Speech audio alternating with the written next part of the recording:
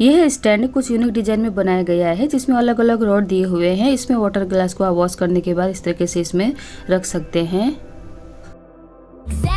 छोटे बच्चों के लिए यह है नी प्रोटेक्टेड सॉक्स, जिसे इस तरीके से आप छोटे बच्चों की नी में लगा सकते हैं, जिससे छोटे बच्चों को चोट लगने से आप बचा सकते हैं।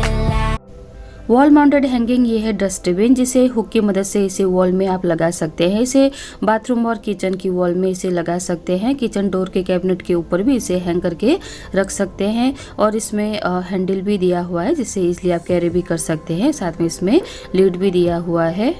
इसमें आप वेस्ट को इसलिए कलेक्ट कर सकते हैं और कवर करके इसमें रख सकते हैं।